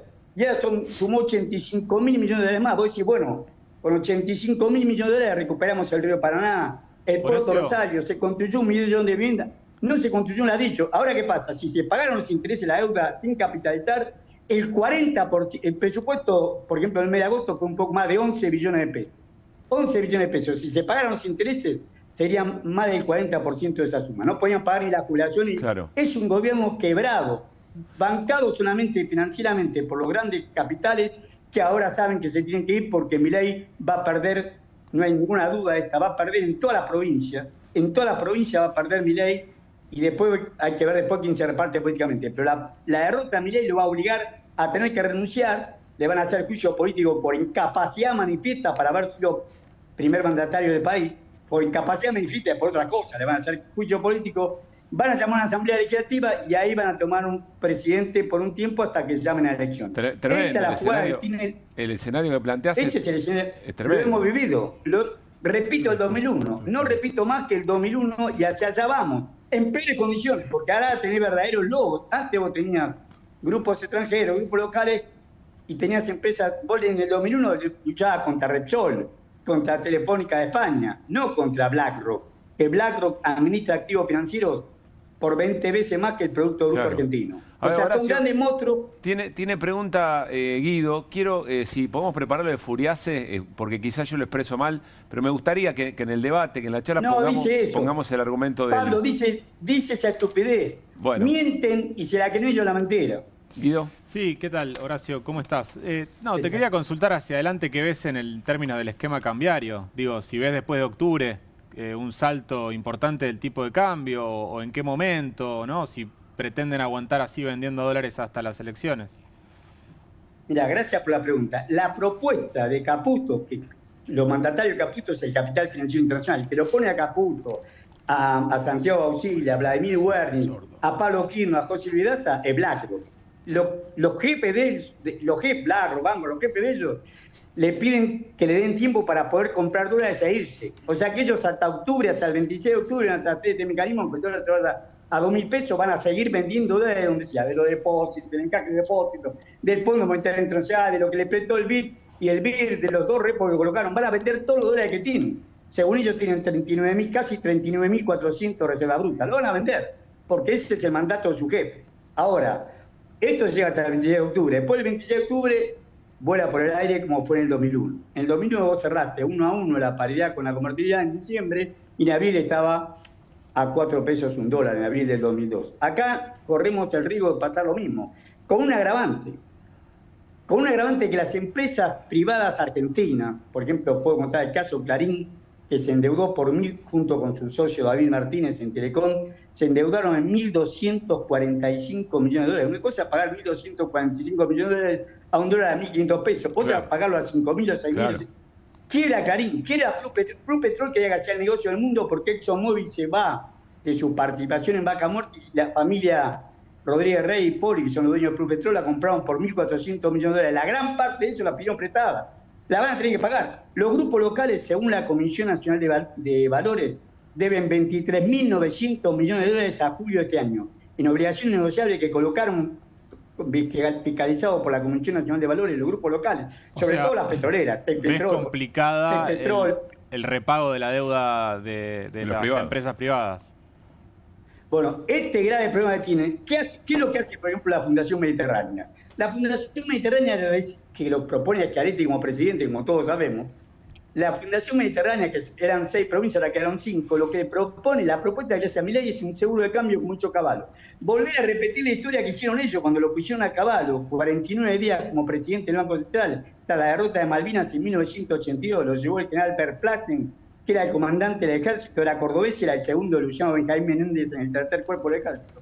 Los pusieron a caballo hoy 49 días para que le licúe la deuda a los Bulgeroni, a Macri, al padre y al tío, a los Macri, a los Portabata, a los Pérez Compán, a los Blaquier, a los Roca de Techín, a los Ernequian de Compañía General de Combustible, le pasaron toda la deuda del Estado. El Estado colocó los famosos bonos 82, bonos externos de la República Argentina 82, y ellos le pagaron en pesos. Ahora quieren hacer lo mismo, quieren que la deuda de ellos en dólares, estos 23.900 millones de dólares en obligaciones negociables que hice la Comisión Nacional de Valores, no lo digo yo, está informado por la Comisión Nacional de Valores, pasárselo al Estado argentino. O sea que la pelea entre ellos es, los que están endeudados quieren pasar al Estado argentino. BlackRock quiere irse y quiere comprar la mayor cantidad de dólares posible, necesita que Caputo se quede, por lo menos hasta el 26 de octubre. Esta es la pelea de fondo que tienen entre endeudados, los grupos locales, y los acreedores, que son BlackRock, Vanguard, Fidelity, etcétera, etcétera. Está clarísimo eso y se está hablando muy poco de esto que plantea Horacio Robelli. Martín Granoski tiene pregunta. Horacio. ¿Cómo estás, Horacio? Buenas noches. Los grupos que nombraste recién, obviamente, deben haber participado del carry trade del año pasado de ese 80 y pico %. Lo que vos decís o lo que vos suponés, te pregunto es, eso lo hicimos, pero eso lo borramos, como suele hacerse en esos casos. Ahora, desde ahora en adelante, te quiero pasar a vos, Tesoro, a vos, Estado. Exacto, hacen lo mismo. Vos y yo somos viejos, ya estamos como lechuza cascoteada. Ya conocemos esta historia. Yo soy un poco mayor, pero ya conocemos esta historia y la hemos vivido. Hoy vuelven a hacer lo mismo. Es como Garrincha, ese número 7 de Botafogo, el seleccionado brasileño, que siempre hacía esa famosa bicicleta y la hacía bien. Bueno, a Garrincha yo no lo vi jugar y vos tampoco, me parece. Digo, para poner las cosas en su lugar. ¿Vos viste jugar a Garrincha? No. Vos también lo viste jugar, no te hagas el no. Lo vi en el 66, no lo vi nunca personalmente, pero lo vi en el 66 en el Mundial y lo vi en el Mundial del 72. En el Mundial del 72 con esa delantera que era Garrincha, Didi, Babá, Pelé, después lo quiero entre Amarillo y Zagal. Pero escuchame lo siguiente, lo que te quiero decir. Respirá. Tengo 72 años. Pero escuchame lo siguiente, mirá. Vuelven a repetir la misma jugada. Ellos quieren salirse del país, han ganado mucha plata en la renta financiera, fue el primer tramo. Le mintieron a la burguesía nuestra que invertir, nos trajeron $1, se fueron. Y estos tontos se endeudaron en dólar porque el dólar estaba barato, se endeudaron en dólar y ahora tienen que pagar un dólar que no saben cuál es el precio final. O sea, la burguesía nuestra, claro, es cruel y lapidaria con el pueblo. Los Roca echa gente, importa laminado de Usimina de Brasil, hacen cualquiera. Pero sin embargo se subordinan como corderito manso al capital financiero internacional. Y hoy dependen del capital financiero internacional le dé aire para poder negociar su deuda. Y para ello antes quieren pasarle esa deuda, total o parcialmente, al Estado argentino. Perdón, explícanos a las nuevas generaciones, a los que no somos lechuza cascoteada, digamos. Seremos, no sé, torcaza madurando o algo por el estilo. ¿Cómo, ahí va lo del seguro de cambio? ¿Cómo es que negocian los grupos locales con el Estado tratar de licuar esa deuda? La deuda, vos tenés una obligación negociable. Ellos no la pueden pagar porque no tienen los dólares para pagar. Lo mismo que pasó en el 82. Habíamos salido derrotado la guerra de Malvinas, nadie te prestaba un solo dólar.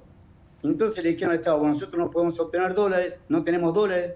Lo que decía Guido recién, no había flujo comercial, no teníamos soja, ni petróleo, ni nada de eso. Entonces, no tenemos los dólares, tenemos que pagar, no podemos pagar. No nos podemos quedar en quiebra, queremos que el Estado argentino coloque un título público, que es el bono externo de la República Argentina, coloquen ese bono y nosotros le vamos a pagar en pesos. Y acordamos la tasa en pesos. Por supuesto, la devaluación fue más de un 7 veces, más de un 700%. Ellos pagaron una tasa de interés de rigor. O sea, terminaron licuando la deuda porque le pagaron al Banco Central en pesos y el Banco Central tuvo esa liquidez de colocar el Tesoro de la Nación, pero el Banco Central colocó los famosos bonos 82. Esos bonos 82 después lo usaron para las privatizaciones.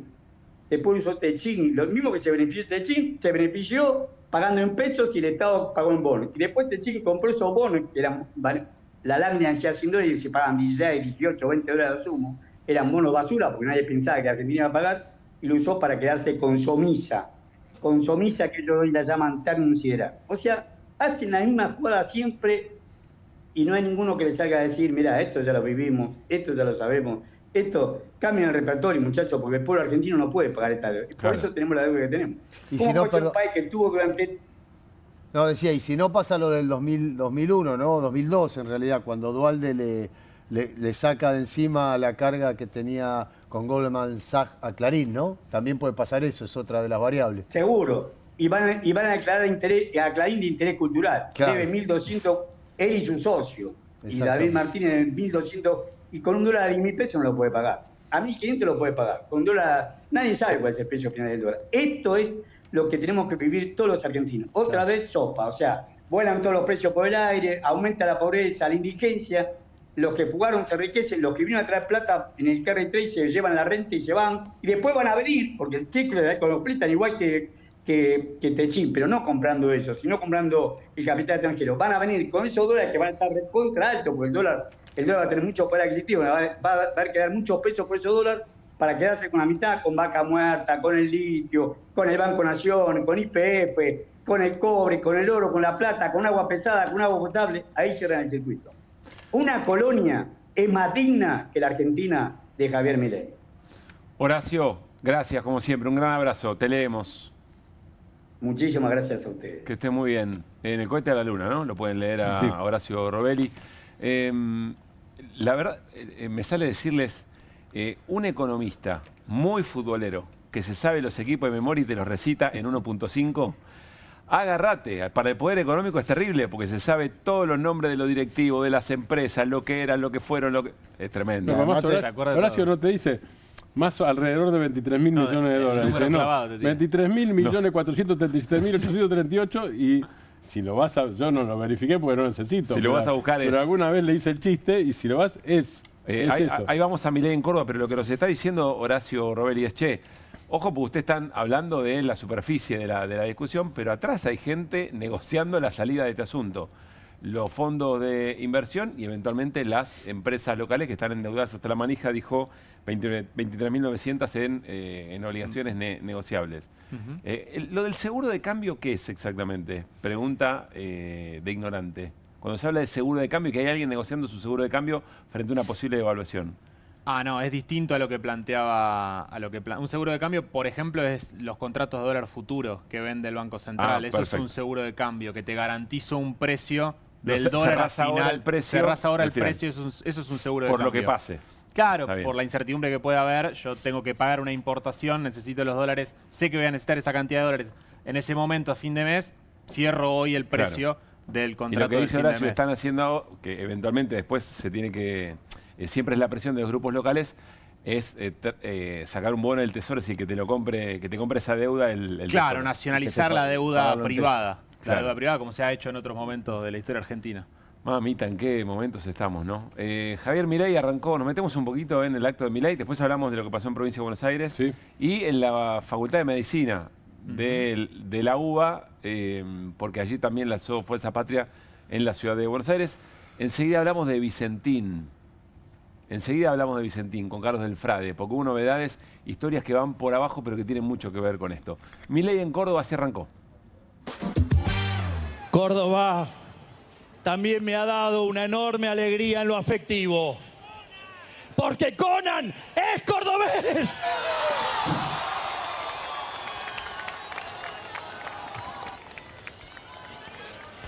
Y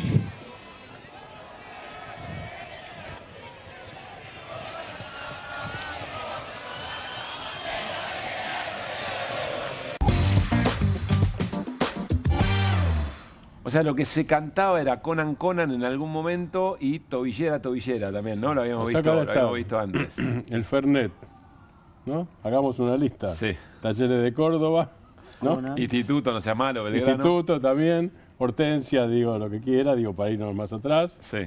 La reforma universitaria, Cordobazo. la revolución, el Cordobazo, la revolución libertadora al principio, si lo quiere parecer malo también, porque eso parte de Córdoba. Y Conan. Muy bien, Cara. perfecto. Bien, okay. En el haber de los cordobeses, ¿no? Muy bien.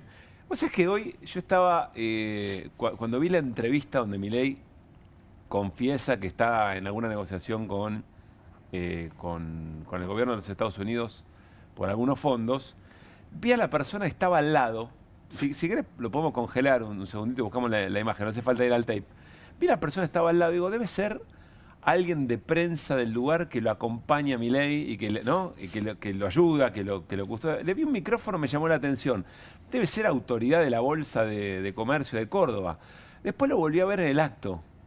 Al lado de Milei estaba Milei, Adorno y Karina, y para el otro lado estaba esta misma persona, otra persona, y después venía Patricia Bullrich. Claro, es el candidato de la Libertad Avanza en Córdoba. Y no es un dato menor, porque básicamente no los conoce nadie los candidatos de... Hoy lo hablamos en la radio. No los conoce nadie. Entonces, en todo lo que se discutió en la jornada de ayer... Ahí está. Gonzalo Roca, ese que está al lado de Milei, es un candidato en el armado, en el modo de armar las candidaturas territoriales para estas elecciones legislativas nacionales a lo Karina Milei y Lule Menem.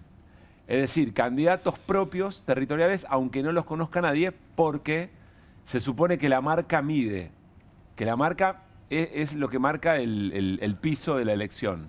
Claro, el problema, voy a citarlo a Hamilton esta tarde, es que si la marca se rayó porque el que está rayado es el propio gobierno, tenés un problema. Y tiene que ir Milei a jugar como jugó hoy en Córdoba, digamos, ¿no? Sí, pero el que maneja el auto que se rayó es Milei. Es Milei. Claro, entonces... Y con candidatos muy fuertes en Córdoba, ¿no? Schiaretti de la Sota. Natalia de la Sota, Schiaretti. Después hay que ver cómo se reparte. Roca es empresario. Digo, no digo que sea empresario sea malo. Lo que digo es que no es intendente, por ejemplo. Sí, no tiene territorio. O sea, claro, Córdoba tiene 300 intendentes, creo que son. Córdoba tiene mucho más intendentes que la provincia de Buenos Aires. No hay nadie que no haya sido intendente que esté en política. Claro. No hay nadie en Córdoba. Roca. Solo Roca. Bueno, sí. Pero es candidato. Bueno, el resto fueron, 291 intendencias. Schiaretti fue gobernador, de la Sota fue gobernador, de la Sota padre, por supuesto, José Manuel. Yarlora fue intendente de San Francisco, la ciudad de Caballo, ya que estamos recordando y haciendo historia. Es eso, pero... O diputado en todo caso. Digo, Córdoba nunca fue anticasta en términos mileístas puros. Es muy bueno el graf. No existe eso. Es muy bueno el graf. Conan y Gonzalo Córdoba son cordobeses, y Gonzalo Roca, perdón, son cordobeses, es muy bueno. Claro. Estaba muy bien. Y la tobillera también ahora. Sí. Digo, en Córdoba votan tipo con experiencia política. En Córdoba nunca votaron outsiders. Yo no me recuerdo ninguno, por lo menos. Bueno, no votaron outsiders. Veremos. Muy buena gráfica. Bueno, a Milei lo votaron igual. Sí, por y supuesto. Montón, y un montón. No, a nivel cordobés. No solo a nivel cordobés. 77% del balotaje del 2023, ¿no? Una locura. Seguimos con Javier Milei, su jornada de hoy. ¿Cómo reacciona Milei a estos días de tanta tensión financiera? Esta vez parte de lo que dijo en la Bolsa de Comercio de Córdoba. La restricción de presupuesto es, por eso era tan genial el ejemplo ese que había hecho Alfredo Caseros con flan, ¿no? O sea, se le había terminado de quemar la casa y gritaba que quería flan.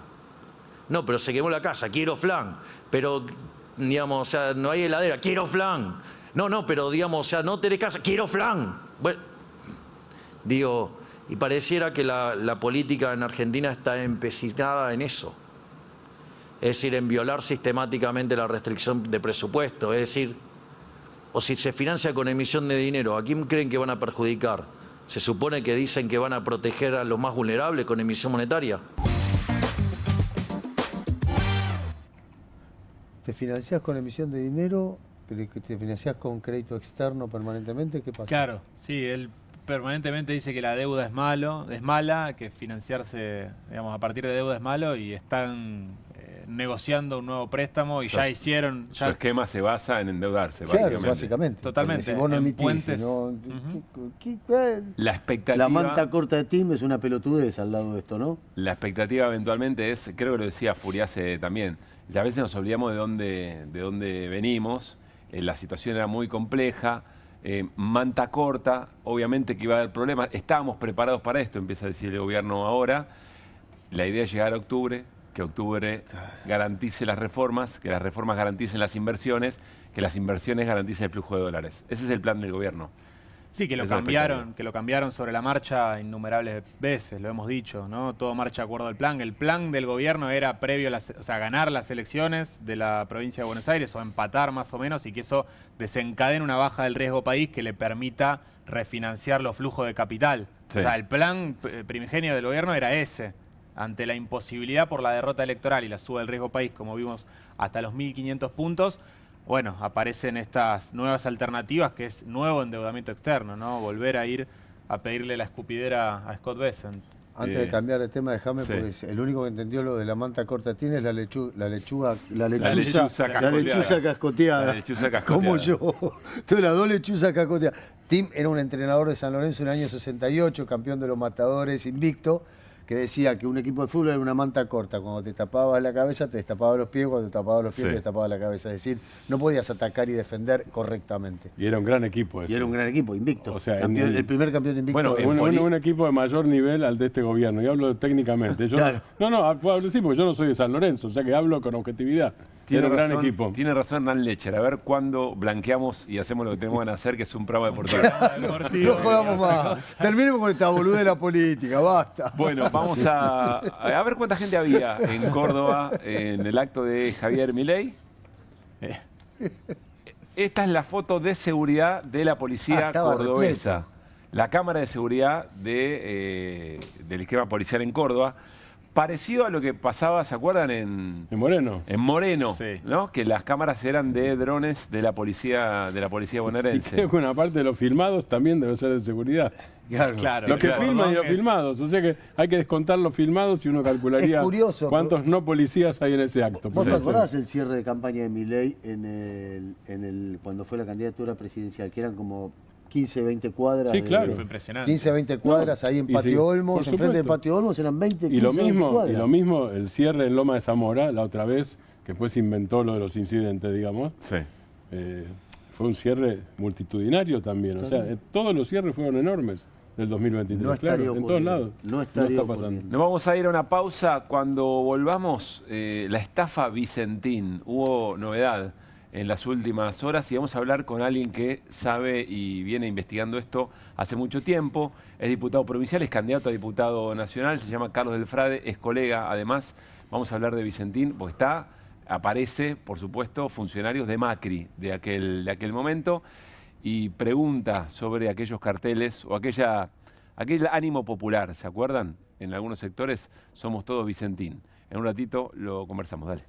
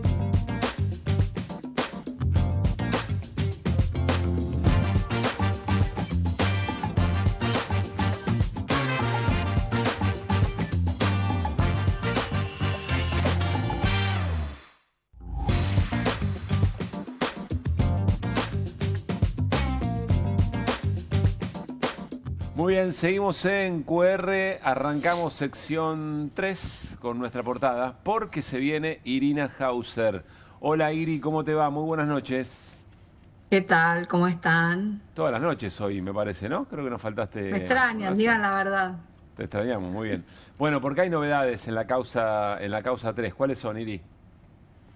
Hoy se conoció un informe muy importante que está relacionado con algo que nosotros contamos desde el primer día. ¿Recuerdan Diego Españolo, el ex titular de la agencia Andis? Bueno, quien sería la voz de los famosos audios. Tenía muchos mensajes borrados en su celular. Y este informe que se conoce ahora, lo que señala es que ese borrado fue manual y que fue muy pocas horas antes de que lo allanaran en la casa, en el barrio privado donde vive en Pilar. Y bueno, y junto con eso, además, lo que descubren los técnicos que se ocupan de esta cuestión es que habría habido una sincronización para pasar los mensajes de WhatsApp a otro dispositivo. Entonces, están tratando de determinar en dónde están los mensajes de WhatsApp de Diego Españolo. ¿Y por qué esto es importante? Es obvio que todos los mensajes de Españolo son importantes, pero yo no sé si ustedes se acuerdan que había algo en particular que decía Españolo en los audios, que es que él dijo, yo tengo los WhatsApp de Karina. Claro. O sea, que él le había contado a Javier Milei qué era lo que estaba ocurriendo y que además le decía que si llegaba a pasar algo o si se tiraban en contra de él tenía como reaseguro los WhatsApp de Karina. ¿Estarán en algún lado esos WhatsApp supuestos de Karina? No sabemos, pero sí sabemos que quienes encontraron, quienes pudieron bajar inmediatamente algo de información del teléfono, abrir ese teléfono que es un iPhone, un modelo bastante nuevo, lo que detectaron fue esto. Y en función de eso, el fiscal Franco Picardi pidió algunas medidas como para ver si se puede rastrear a dónde están esos mensajes de WhatsApp. Así que me parece que dentro de la información que se empezó a conocer a partir del levantamiento de secreto de sumario, esto es bastante relevante, ¿no? Entre, bueno, otras cosas que se van sabiendo, te diría que hasta ahora yo pondría un subrayado acá. Ahora, Iri, esto podría implicar que Españolo dificultó el trabajo del fiscal o en todo caso de la justicia, si se confirma que poco tiempo antes de ser allanado anduvo borrando selectivamente algunos mensajes. Y de alguna manera sí. Lo que sucede, la particularidad de la situación es que estas medidas fueron tomadas en forma preventiva para asegurar prueba que se podía llegar a manipular. En un momento en que en la investigación todavía no había nadie imputado. Entonces, uno no podría decir, Españolo estaba imputado y entonces intentó entorpecer la investigación. Entiendo. Bueno, pero después con toda la información que se va recopilando, si se llega a establecer que él está involucrado en los posibles delitos de los que se hablan los audios, tal vez esto sí sea un elemento a considerar. Y además no es el único en toda esta trama que hace ese tipo de maniobras. La familia Kovalevker ha hecho un montón y es bastante impactante eso, ¿no? Porque como contamos hace unos días, el celular de Jonathan Kovalevker, por ejemplo, está todo reseteado de fábrica. El tipo se escapó cuando le avisó el jefe de seguridad de Nordelta que estaba llegando la policía de la ciudad, entregó un teléfono 4 días después. Así, vaciar de fábrica es una operación que puede hacer cualquier persona, cualquier usuario de un teléfono. Pero no fue eso nada más. También dificultaron el acceso a los correos electrónicos de la compañía, ¿no? Que son importantes para la investigación. Y se está tratando de ver ahora si de toda la CPU que se llevaron y de los servidores pueden rescatar algo. Claro. Pero es algo que evidentemente es un comportamiento de algunas de las personas que están señaladas hasta ahora en la investigación. Y antes de pasar a otro tema muy importante también, y del que se habla bastante poco, tiene que ver con el atentado contra Cristina Fernández de Kirchner. O sea, es que hoy Milei nos llamó la atención, lo conversamos aquí, no solamente habló de corrupción y puso la corrupción como un elemento, dijo, ahora resulta que los kirchneristas son catadores de corrupción, sino que además hizo referencia al 3. Y dijo, habla mucho del número 3, deben ser las causas de... Las que causas tiene de pendientes Cristina. Que tiene pendientes Cristina. Me llamó la atención, pero además dijo otra cosa, que los audios por inteligencia artificial o tienen parte de inteligencia artificial. No sé si lo escuchaste, pero básicamente preguntarte... Sí, lo escuché. La verdad es que no hay elementos, o por lo menos no se habla de eso No. en el marco de la causa, ¿no? No, no se está hablando de eso. Yo no descartaría igual que alguna de las partes pida que se corrobore si son auténticos, si la voz es de Españolo, eso podría llegar a ocurrir. Sí. Pero como ya explicamos, al haber aparecido un testigo que declara bajo juramento de verdad que a él Españolo le contó lo mismo, no tiene tanto sentido todas esas medidas. Se pueden llegar a hacer para demorar, para dilatar, pero bueno, ya hay un Cerimedo, un testigo, alguien que fue importante en La Libertad Avanza, que ahora está distanciado, como contamos, que él declaró bajo juramento, casi íntegro el contenido de lo que dicen los audios, ¿no? Bien. Él no menciona por ahí a Karina Milei, hay algunos detalles que no da, pero hay una cantidad de detalles que da que es abrumadora, ¿no? Pero Claro, ahí eso se la puede llegar a pregunta- plantear. Yo no te digo que no. Ahí- Ahora, lo que decías de Milei, del 3, Sí. él dice triplemente condenada, ¿no? Sí. Eso, bueno, no sé, no sabemos bien si usó el 3 de manera provocadora o qué es lo que hizo ahí. Hoy bastante burro, porque Cristina no tiene 3 condenas. En todo caso, o se referirá a las Yo instancias, creo ¿no? que, claro, se debe referir a las instancias por un lado y después se refería, como dice A las Mariano, causas pendientes. a las causas pendientes. Que yo te subo. Bueno, Igual que cuando deben dice ser más de 3. triple igual. condena se debe referir a las instancias primera, segunda y... Supiera que, no sé, por ahí sabe algo que nosotros no sabemos. No sé, No, porque las Cristina causas- tuvo un solo juicio oral. pero las causas existen. Está la causa Cuadernos, Otesur, Otesur. cuadernos y Memorándum de Sauces, entendimiento. Memorándum, Y memorándum. cuadernos, memorándum o Tesur los sauces. Sí. Pero no, a ver, pero él dijo triple. Condenado, estás en un juicio oral. Sí, entiendo a lo que vas. O absuelto. A mí me parece que pretendió ser una picardía discursiva que como decía Martín, me parece que le juega mal, lo involucra, lo mete en el barro de la corrupción. Una vez que estás ahí, fuiste. Lo que ¿no? yo decía que Irina es que entró en el corruptómetro. Claro. Sí. Yo no soy su consejero, por mí que haga lo que quiera, por supuesto. Pero entró en el corruptómetro. Ya había entrado para la sociedad. Entró él como protagonista, digo. Claro. Y claro, primero a través de esta causa, pero ya lo estaba a través de la causa Libra, ¿no? Claro. Y otras que por ahí, otras cosas que no se mencionan, pero que también va coleccionando denuncias. Las que podrían tener más que ver con una matriz de corrupción son estas, ¿no? La de Libra y la de Andis. Iri, pasamos al otro tema. Tiene que ver, insisto, con el atentado a Cristina. ¿Por qué? ¿Qué pasó?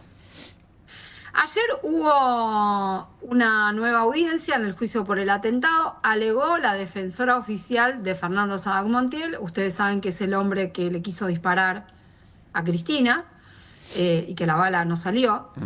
Se llama Fernanda López Puleyo, esta defensora oficial, y sorprendió con su alegato porque ella hizo una vinculación entre el hecho, que es innegable porque además de que estaba filmado, el propio Sabac Montiel reconoce que lo hizo de manera intencional, digamos, y ella hace una vinculación entre la causa vialidad, que es la causa por la que Cristina está detenida, y el intento de magnicidio. Es muy impactante. Aparte habló largamente de esto, no solamente vinculado con el contexto violento, que dice que, bueno, que es algo que evidentemente caló profundo en su defendido, en este hombre, Fernando Sabac Montiel, sino que él tenía como referencia la causa vialidad, que estaba encima y que evidentemente tenía un conocimiento, a punto tal de que él, primero que en un chat de un grupo de amigos, dice que quiere matar a Cristina Lo dice cuando termina el alegato de Diego Luciani en el caso Vialidad y lo dice un día antes de cometer el intento de magnicidio. Y después dice que él quiere como abogado defensor a Diego Luciani. Estamos hablando de ese fiscal que hizo un alegato, bueno, en un tono muy poco frecuente, bastante virulento y además intenso y de 9 audiencias. Creo que tenemos un tramo de lo que dijo la defensora, si quieren escuchar. Dale, lo compartimos, Siri. Lo decía, el final de la causa Vialidad y el comienzo de nuestra causa guardan una evidente conexión. Pero lo más importante no es ni siquiera lo que diga esta defensa. Lo más importante es, para el protagonista del hecho, había una continuidad, ¿no?, entre una cosa y la otra. Él lo ve porque es la única explicación. Voy a pedir que se exponga una línea de tiempo ligada a los pedidos de Fernando Sabac Montiel para que Luciani sea su defensor.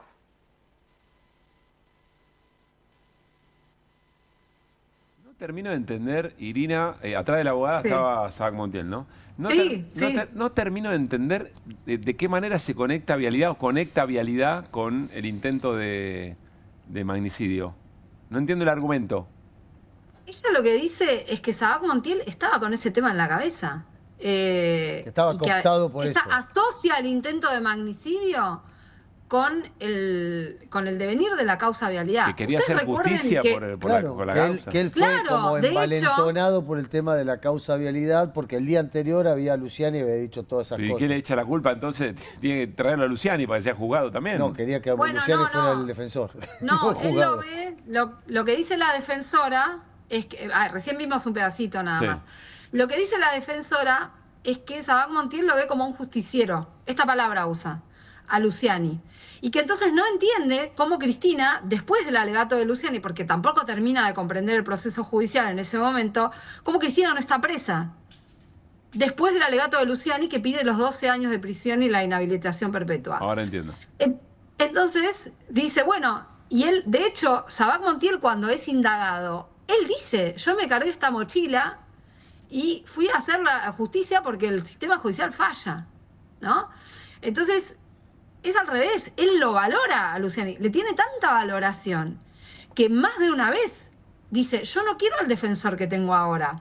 Lo echaba, no lo quiso recibir más.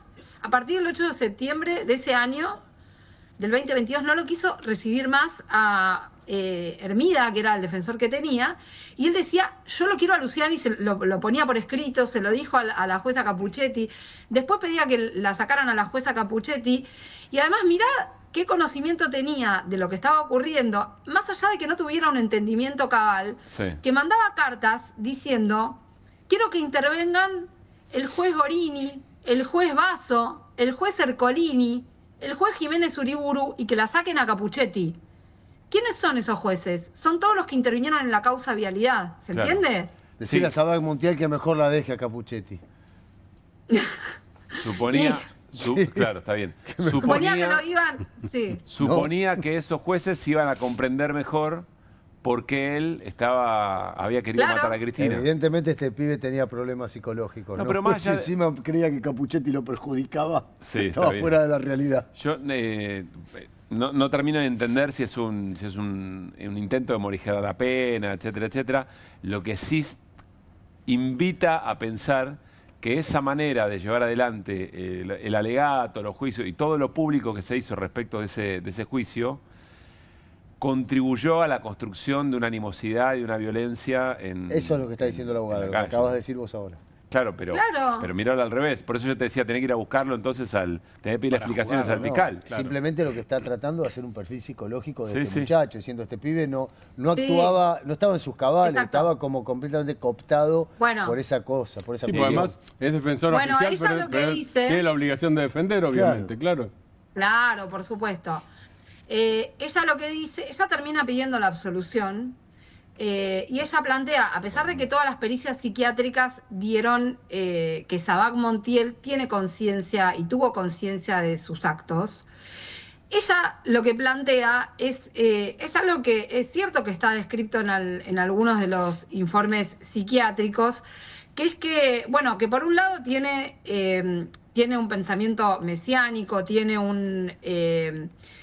como un delirio de alguien. Él decía que era el hombre gris y que venía a salvar a la República. Esto lo dijo en más de una oportunidad en las entrevistas que tuvo. Entonces ella se agarra de algunos aspectos de los estudios psiquiátricos que no son la conclusión, pero para decir, este hombre tiene estas características. Es un loquito suelto. Fácilmente permeado. No está diciendo que es un loco suelto, ¿eh? No está diciendo eso. Lo que está diciendo es que tiene una personalidad que podía ser permeable a la violencia imperante porque estaba en sintonía con algo que él estaba pretendiendo. Claro. Es muy interesante el planteo de ella. Yo no digo que tenga razón ni que haya que absolver a Sabac Montiel. Fernanda López Puleyo, además, es una defensora oficial con muchísima trayectoria. No es una improvisada. Le tocó este caso. Ella tiene la obligación de defender.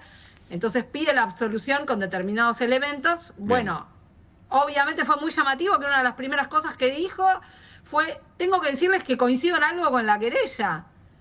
Y entonces ahí es cuando explica todo el contexto de odio, de violencia y demás. Y de la misma manera dice: me extraña que la Fiscalía no haya hecho hincapié en estas cuestiones que fueron fogoneadas además por el fiscal Diego Luciani, claro, como poniendo en evidencia que hay una cuestión corporativa donde, bueno, se ha tratado de defender. Además hay muchos rumores de que a Luciani le quieren dar un cargo importante cuando se aplique el código acusatorio en Comodoro Pi. Bueno, hay toda una cuestión, ¿no? Son personajes que forman parte de un sector de Comodoro Pi, que en algunos contextos son, bueno, tienen bastante poder, evidentemente, como lo hemos visto. Y bueno, esto trataba de dejar en evidencia la defensora oficial, además de cumplir con su tarea y decir: yo lo voy a defender de esta manera, estos son mis argumentos. Bien. Pero fueron muy llamativos en el contexto de este juicio y abonan parte de lo que nosotros también venimos diciendo desde el particular ángulo de quien es la defensora del hombre que quiso matar a Cristina, ¿no? Gracias, Siri. La verdad, si Irina no estuviera siguiendo tan celosamente este juicio, se nos escaparían una enorme cantidad de cosas, ¿no? Es muy llamativo cómo no se habla del intento de asesinato de una vicepresidenta en funciones. Parece que fuera un episodio más. Hay que mirar QR. Entre nosotros, ¿no? Hay que mirar QR, Caruso. Es así. Sí, ¿qué le voy a decir a la gente? ¿Lo está mirando? Si lo está mirando. No, pero que le diga a otros que miren QR. O leer página 2. O leer página 12. También. También. Bueno, Iri, todo. O escucharlo a Toñetti. También. También. 530. Gracias, Siri, como siempre. De nada, chao. Besos grande, a todos. Buen fin de semana. Bueno, Martín Granowski, ¿cómo fue el lanzamiento de campaña en Provincia de Buenos Aires? ¿El acto de...? Sí, no es formalmente un lanzamiento de campaña, pero es un lanzamiento de campaña. Formalmente no se puede porque todavía no Hoy comenzó la campaña. Hoy comenzó la campaña. Pero digo, eso sí, es ya más que precalentamiento y además con una característica, primero, masividad. Fue en La Plata, convoca a Kicillof. Kicillof habló solo 15 minutos, corto, para el estilo... Ahí está, esta es la foto de familia. Sí. En la foto de familia hay más de 100 personas. Estuvieron representados los 3 sectores principales. Hablaron los 3 sectores principales.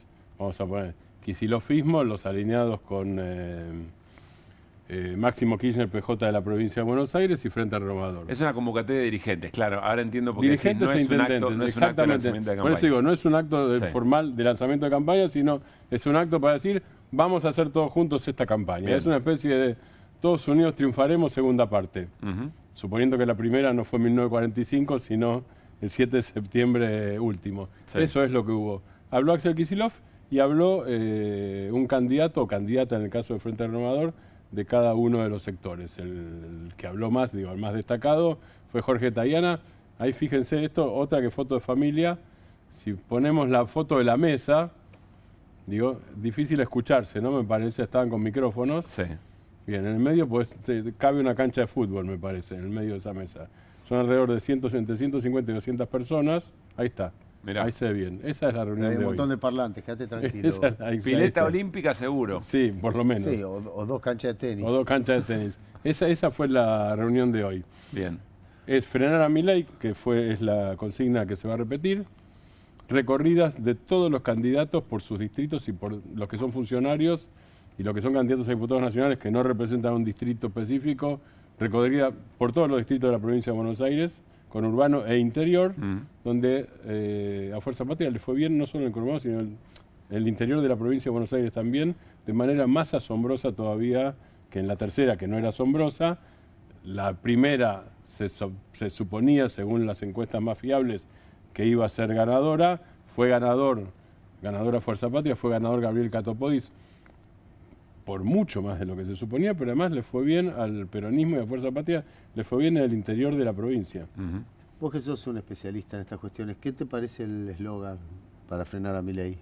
No va a ser el principal eslogan, ¿eh? ¿No? No va a ser el principal eslogan. A mí me parece un poco flojo, ¿no? No sé si a vos te pasa algo parecido. No va a ser el principal eslogan. Es una de las... De hecho, prácticamente en la campaña del 7 de septiembre cuesta definir un solo eslogan. Si hacemos memoria ahora, vamos a ver que no hubo uno solo. Esto es parte del concepto de campaña, digamos. Uno es freno a Milei. Pero yo vi un spot. Sí, hay un spot, por eso digo, pero no va a ser eso solo. Bien. Antes era juntar fuerzas, sumar fuerzas, sigue siendo lo mismo. El freno a Milei es algo, pero no va a ser literalmente así en todos los spots o en toda la campaña. Y lo que ya hay, que viene habiendo, incluso el propio Tayana, es algo que hizo Axel Kicillof, no en modo blue, no en modo sucio, vamos a poner estos términos, no en modo sucio, pero no oficial al mismo tiempo.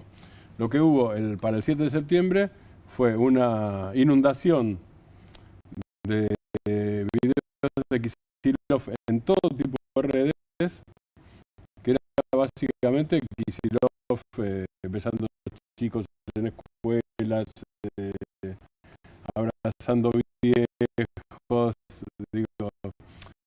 Axel tiene una especial facilidad para eso, entonces lo que hace es ahí, no era con actores. Bueno, en plana, no lo ve, uno se mete en red para partido. Se queda más planos diferentes, entonces la campaña tiene cartelería, la campaña tiene boca a boca, por supuesto, la campaña tiene los spots que se ven por televisión o espacios cedidos a los partidos políticos, pues campaña nacional, esto, y además está esto en las redes, donde, aparte de todo, el mileísmo y los libertarios en general vienen perdiendo terreno en lo que los especialistas llaman la conversación. O sea, vienen perdiendo la agenda. Martín, uno supone que va a ser una buena elección de Fuerza Patria en la provincia de Buenos Aires, sobre todo lo que pasó en la provincia. Debería suponerse que sí, claro. La pregunta es si va a ser tan buena. Y hay quien dice, bueno, lo que pasa es que ahora no va a haber candidatos tan territoriales, tan conocidos en cada uno de los territorios. Son candidatos nacionales, por ahí no con tanta pregnancia, digamos, en distintos distritos más alejados, si vos querés, de los conurbanos más fuertes. ¿Coincidís con eso o no?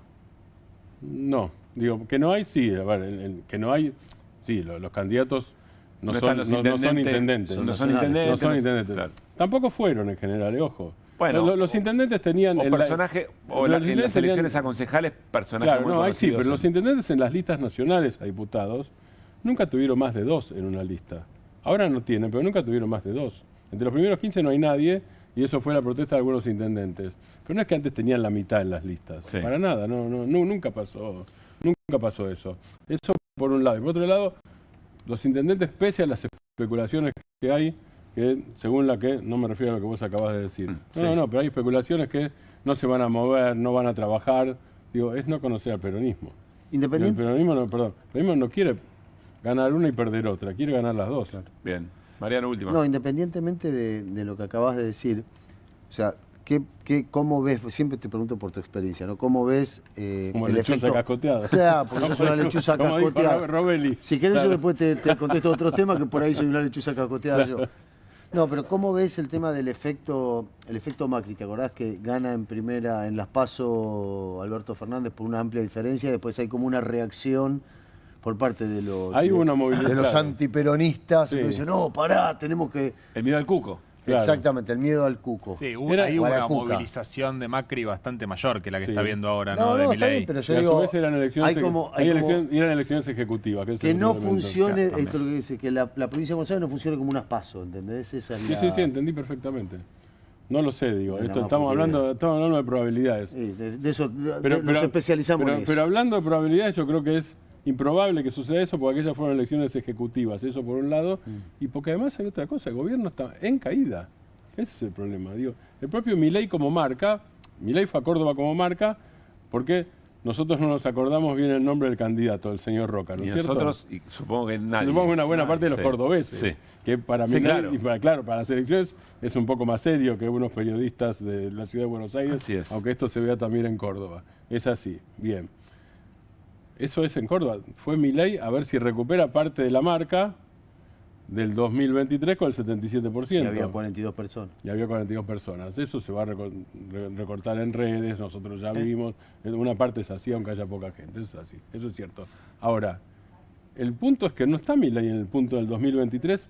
Por eso ahí me asombra, no me asombra en realidad. Me parece muy mediocres los análisis de los analistas financieros del establishment. Me parece muy berretas en general.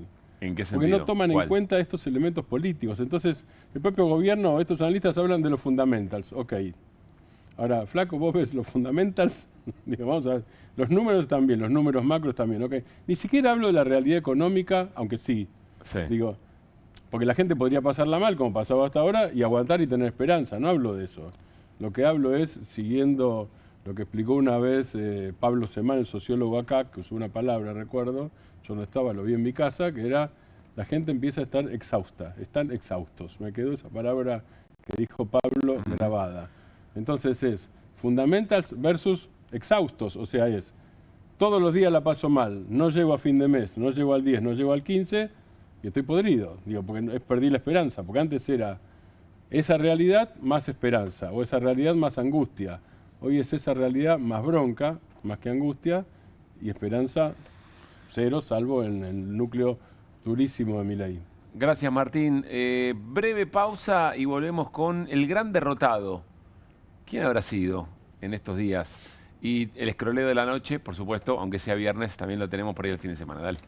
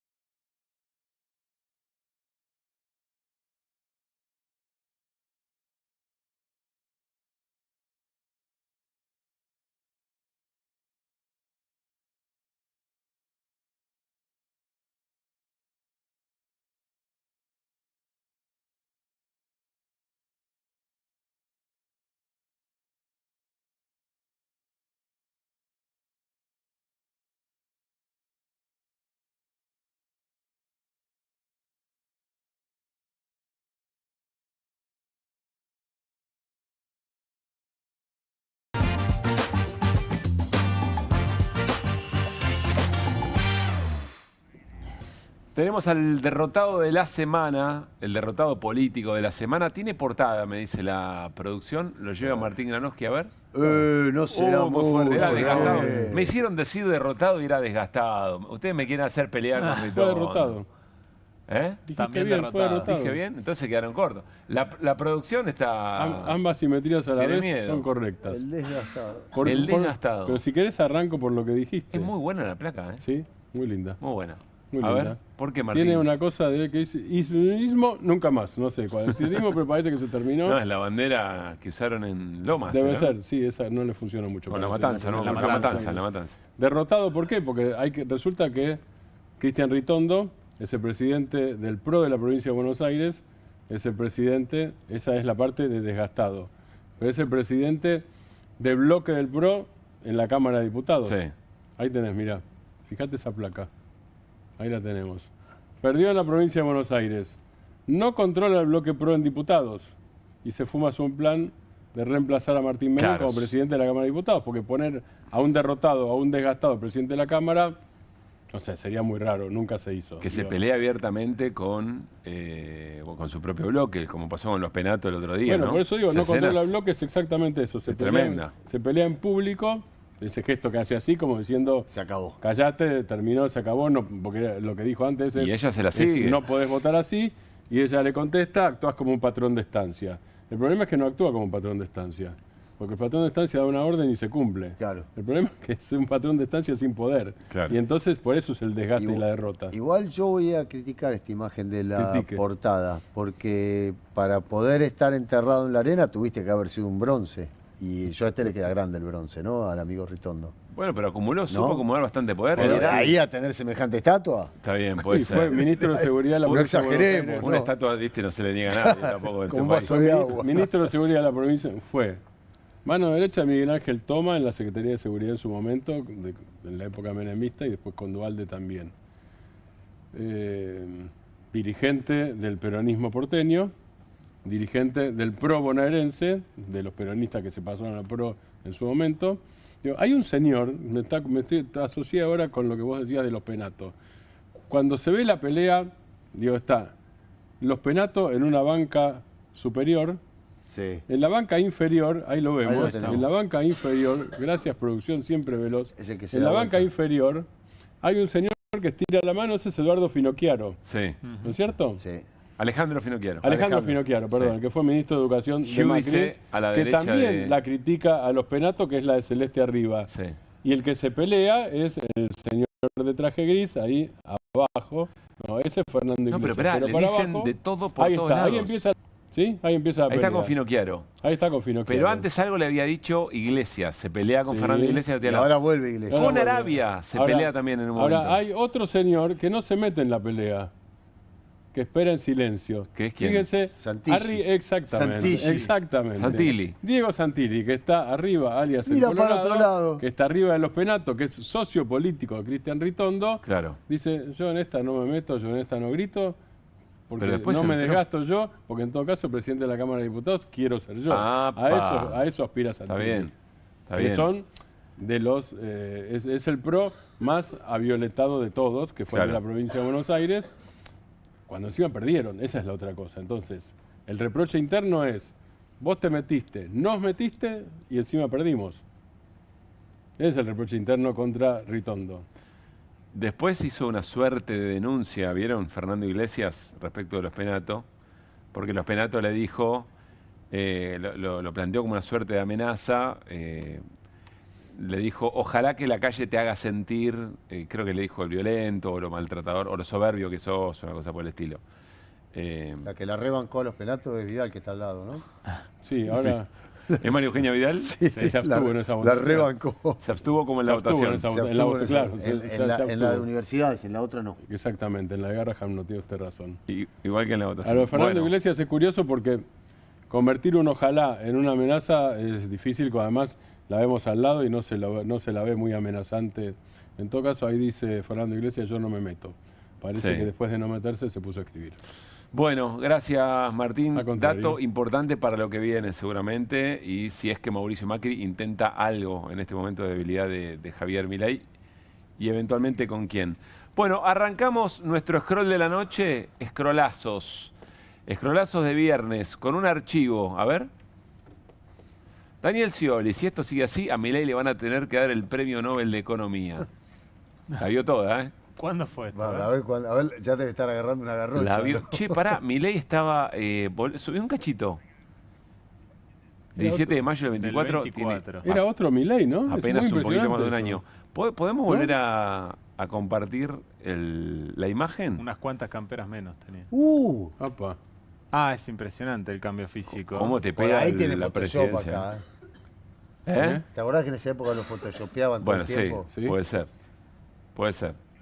Scioli es la misma, es lo mismo de siempre, ¿no? Con fe, Scioli siempre igual. Con fe, con esperanza y trabajo. Es la misma sonrisa, el mismo optimismo. gesto. Y como diría el productor que tira la piedra pero esconde la mano, siempre pintado de naranja. El mismo autobronceante de siempre, ¿no? Espectacular. Bueno, ¿tenemos más? Por supuesto. Milei en Córdoba, a ver. Ah, la recepción. Por eso escrolazo. Por eso. Así lo recibieron al presidente Javier Milei.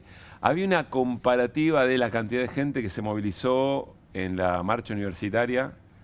¿Está el scroll? ¿La marcha universitaria en Córdoba, la de estos días? Sí, pero no digamos nada porque no. voy a spoilear a la producción. No voy a spoilear. Nos encanta la sorpresa, sí, nos encanta la sorpresa, pero podemos mandarnos una macana. ¿Qué más? A ver si entendemos el chiste que viene a continuación. Este sí lo entendemos. Este se entiende bien. Juliadazo, sí. Sí, se entiende. Ah, muy bien esto. El rulo. El rulito de Rodri de Paul. Compra oficial. Vendomem. Compra oficial. Vendomem. Se da vuelta. Ese es el famoso rulo. Arbitrar la brecha. Está bien. Banco. Está bien. Lindo. Que lo hace de verdad, De Paul, ¿eh? Sí. Nada, debe tener un tipo ¿Por que qué se lo hace. ensuciamos a todo lo que se nos cruza? ¿Por qué una somos broma, así? Pero, pobre mira, Rodrigo, yo te voy a decir nos dio una la cosa. tercera. Me voy a tomar el momento para decir algo. De Paul Yo es en realidad prócer. tengo la mejor onda con Di María. Lo único que quiero es molestarte a vos. No me importa Di María, lo quiero. Me gusta cuando hace así. Te sentiste cuando mal porque lo festeja. agrediste. No, Claro. no, pero que siempre quedo como un anti Di María, ¿no? Cero anti Di María, soy anti Caruso. Está bien. No, yo me quedo más tranquilo, porque Claro. me preocupa más Para que lo tengas claro. que te lleves mal con Para Di que lo María tengas que claro. conmigo. Para que lo tengas claro. Bueno, estafas que corren por WhatsApp. A ver. Gente, cuidado con las estafas virtuales. Saludos, Gladiador. Hola, soy Toto $1.000 para tocar el techo de la banda. Este sí es bueno. Si me toca esa estafa, yo se lo daría, porque te lo ganaste. Te lo ganaste. Muy bueno. Gran ingenio, el ingenio popular. Nunca descansa. Y esto que vamos a ver ahora sí lo vi. Es extraordinario. Hugo González lo pescó y lo pasó para el escroleo de la noche. Miren cómo recibieron los comerciantes cordobeses al presidente en esta jornada. Promo anticoima. Este emprendimiento se suma al descuento ciudadano. 3% en tu compra válido solo por hoy. Mientras la coimera de Karina, Milei, 3% de descuento solo por hoy. 3% de descuento en todos los productos. Comerciantes aplican todos sus productos por la llegada de Javier Milei. Esto está muy bien en términos de lo coordinado, ¿no? Muy bien producido. Muy bien producido. Está muy bien producido. Muy bueno. Y finalmente, una visita que recibió Cristina Fernández de San José 1111 por estas horas. Sorpréndanse.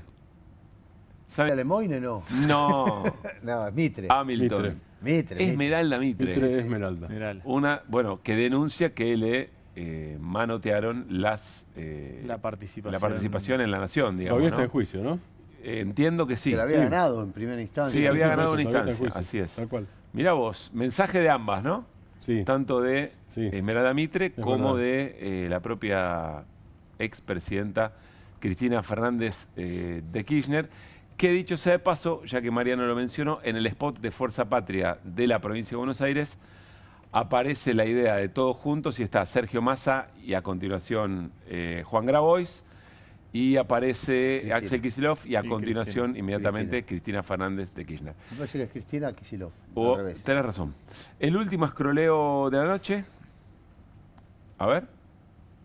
¿Qué es cuál? Las dos caras de Córdoba, lo que comentábamos recién. Las dos caras de Córdoba. Por un lado, el marchón en defensa de la universidad pública. Por el otro, el acto de Milei. Estaba el acto. Solo voy a defender a la gente de La Libertad Avanza porque el acto fue muy entrar a la noche. Esa foto es de día. Sí. No sé si hay tanta diferencia, pero No, el acto de cierre de campaña de Milei era muy parecido a la foto de la marcha de las universidades. Cuadras y cuadras. Muy parecido. Ustedes dicen el de Milei en Córdoba. en Córdoba, el de Córdoba, 2023. En todos lados fue grande. En Córdoba, yo te digo, en Córdoba era enorme. Yo tengo gente allí, amiga. Sí. Había por lo menos 10 cuadras de gente. Tenés un amigo cordobés, acabas de decir. Sí, tengo una persona que viaja mucho a Córdoba. Okay. No sé si es amigo. Bien. Y no ustedes dicen que era comparable con la imagen que acabamos de ver de la movilización universitaria. Era comparable. Sí. Para pasar a lo que vimos hace un rato. Para mí es mucho más de lo que se ve ahí, pues esa foto es de tarde, pero no sé si tanto más. Sí, pero vimos una foto aérea de noche hace un rato. Sí, recién vimos, tenés razón. No era tanto. Tenés razón. Bueno, nos estamos despidiendo. Nos reencontramos el lunes. Estoy tentado de pasarles la agenda deportiva porque hay cosa linda, ¿no? El fin de semana. Yo estoy acá para ayudarte. Colapinto en un rato. Colapinto en un rato a las 5:30 está la práctica 3, a las 8 a las 9 la clasificación.